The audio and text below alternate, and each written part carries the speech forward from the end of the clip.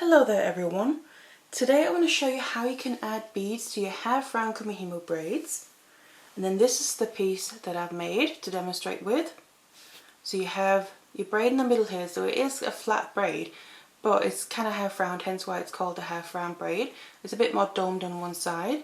So in my case I've used two different colours, the silver one running down the middle, and then the black one as a border on each side. That's obviously completely up to you, you can use the same colour as well. And then along the side with the black cord that I'm using, that's where I then added in the beads as well to the braid. So this is what it can end up looking like. So you have both sides, they're a bit different, so you can kind of say one is the front and one is the back, but you can really use whichever one you want to. So if you want to learn how to add beads to this braid, then keep watching. And these are the materials that I'm going to be working with. So first of all we need our round Kumihimo disc here. That's what we're going to be using to make the braid. And then the cord that I'm working with is 1mm satin cord. I'm just working with two different colours here. So the centre is going to be one colour, and then there's going to be a border on each side. It's completely up to you. You can also work with one colour if you want to. And then the beads that I'm using here are some 4mm metal spacer beads, just in a copper colour. So let's get it all together and let's get started. So the lengths of cord that we'll need is 4 lengths here of about 1 metre each. So if you want to work with one colour, that's what you need. If you're using two colours like me, what we'll need is 2 of the one. So I've got 2 of the black and then 2 of my silver here. And then what I've done is I've just put them all together at the ends to find the middle up here, and I've just tied a regular knot to hold them together and then be able to put them onto my Kumihimo disc. So these 4 will then end up turning into the 8 lengths that we'll need for the braid. So this is then how you want to set up your cords on your disc here. So you want to distribute cords so you have one cord on each side of the dots all the way around. Don't worry about the numbers in this case. That's if you want to just do one colour, just place them like this. If you have 2 colours like me, what I'm going to be doing is my black colour is going to be my outside colour, so the borders on the side. So the colour you want to be the border colour needs to be around the top dot on each side there, and then the side dots below each of the side dots there. Then my silver colour is going to be the middle of the braid. That's going to go on top of each side of the dot there, and then on the side around the bottom dot down there as well. So this is how you want to set up your cords. And then what I've also done is just add a bit of scrap wire around my knot there. It's going to help me pull it through. You can also add a weight if you want to.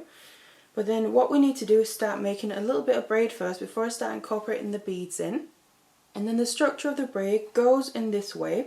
So I'm going to start with my top right cord here, bring that over the middle, down, it's coming from the right side of that dot, going over towards the left, below the pair on the side there, and then the one from the left side of the top dot goes towards the right, below the pair on that right side, and then we need to take the bottom right one over towards the left side of the disc, above the dot, and then the bottom left one over towards the right one above as well. So in this case, just remember it by, it's always going to the opposite direction. So the one from the right goes towards the left, and it's coming from the top, so it's going below, and the one from the left top is going below right. So that can be a way of help remembering it. Then on the side here, we need to focus on the ones that are right next to the dot. So on each side, the top one right above that dot on the side, take that and bring it downwards. Stay on the same side of that dot though, so stay on the left side of the disc, and then the one below the dot goes above towards the top dot, and again stay on that left side of the disc. Now on the side here we need to close up this gap, so just move your cords one slot in towards the dot, just like that. And then on the other side we do the same thing, so the one above the dot comes down, stays on the same side of the disc. The one below the dot goes up and stays on the same side of the disc. And again close up the gap by moving each of these cords one slot towards the dot there. So there we go, that's one full go around, and you can see we now have all the cords back in their original positions. So this is then how you do the braid. So you take your top right one there, one more time, go through it, bring that down towards the left. Your top left one, go down towards the right. Your bottom right one goes up towards the left. Your bottom left one goes up towards the right. And then the the top one on the left goes down, stays on the left. The bottom one from the left goes up and stays on the left. Close up the gap. The other side we do the same. So the top one goes down, stays on the same side of the disc, and the bottom one goes up and stays on the same side of the disc, and then just close up the gap. So that's another full go around. And what I would just recommend is that you do a few of these before we're then going to start adding in the beads as well. So now that you have just that little section of braid on the back, just enough so if we need to finish off the braid we have that as well, then I want to add in my beads. And what I've done is I've added my beads only to the top 2 cords here. So I've just added a bunch of beads there. You can add however many you want to, depends on the project that you're using it for. You can always, if you have too many, just don't use them all. If you need more on, just add more until after you've used them all. So you want to add your beads onto these 2 top ones only. So that means whenever we're bringing these 2 down with a bead, with the beads on, we need to also incorporate a bead. So what I'm going to do is start the exact same principle as I did before. So my top right one, then as I'm releasing this cord, I'm also going to let a bead drop down like that. Let it drop down all the way to the middle. Then this cord, as you can see, is actually coming out in between the 2 cords on the side. So what we need to do is tuck that bead, make sure we tuck it in underneath those 2 cords on that side, and it's going to get trapped right there by them. Bring the cord down to the left side just like before. Then we take the other cord, the top left one. As we're releasing the cord, we let one bead drop down, and again this cord is coming out in between the 2 cords on the side around that dot. So you need to make sure that you're just pushing down that bead in between those cords. That's going to trap it in place. So there we go.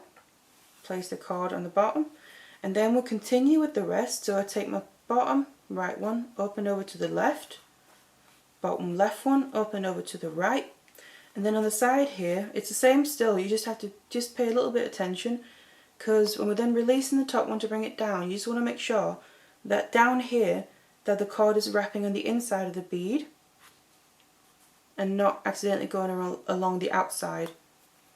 So that's all you got to make sure of, that these side cords, when you're bringing them down and up, make sure you close up the gap, that you just kind of gentle tug and then bring it down. Release it, a gentle tug, and then bring it up, because then that way the bead is going to completely end up on the outside. So there we go. That's one bead added on each side. So now we need to repeat the step, but in this case on the top ones we don't have any beads on. So this one I'm going to do with just regular without adding any beads, because that gives a little spacing, a little gap in between the beads there, so they're not stacked right on top of each other. Of course, if you want to do that, you can add beads to those black ones as well. In my case they're black, so all the ones that in my case are black, add beads to all of them if you want to have your beads on the side be really close together. But I like to just have this little gap most of the time. So again, every time we do a move here, you can see that the cords go into their original position. The only difference is, now that we've added the beads, we can tell that again the top ones are now the ones with the beads on. So that means in this case, when we use these to go to do the next round, as you're releasing the cord, you want to release one bead as well. And then remember to drop it down, and you got to tuck it in with your finger, push it down in between the 2 cords on the side, and then continue your braid. Do the same with the other one. Release one bead as you're releasing your cord, tuck it down on the side in between those 2 cords on the side that your cord that you're working with is coming out from, in between, like that. And then just continue, finish up this go around.